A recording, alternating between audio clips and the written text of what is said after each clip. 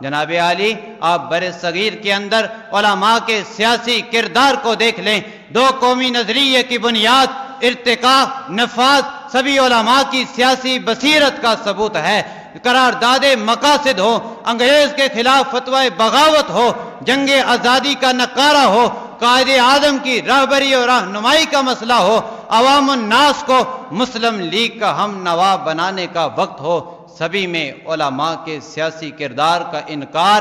ناممکن ہے۔ جناب والا، آپ بر صغیر کے اندر دیکھ لیں، جب انگریز نے یہاں قدم رکھا تو اسے نہ کسی مقامی سیاستدان کا خوف تھا، نہ اس کے خوف کی وجہ یہاں کے جاگیردار تھے، نہ اس کے خوف کی وجہ مخدوم تھے، بلکہ اس کے خوف کی وجہ فضل حق خیر آبادی تھے، اس کے خوف کی وجہ پیر سیال تھے، اس کے خوف کی وجہ تاجدار گولرا تھے، اس کے خوف کی وجہ غازی اسلام پیر محمد شاہ صاحب تھے۔ جناب والا، آپ پاکستان کے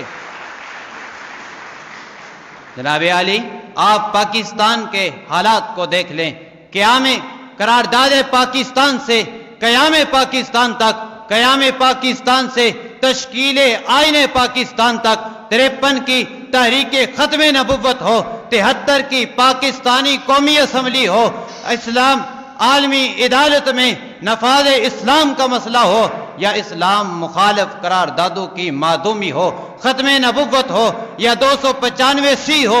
سود سے پاک بینکاری ہو،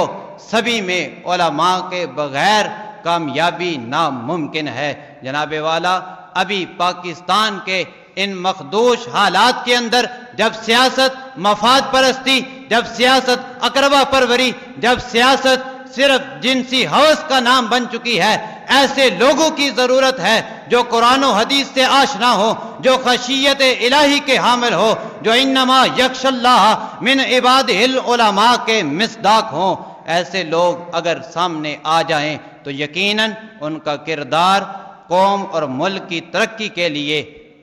مثبت اور ثمربار ہو سکتا ہے۔ والسلام۔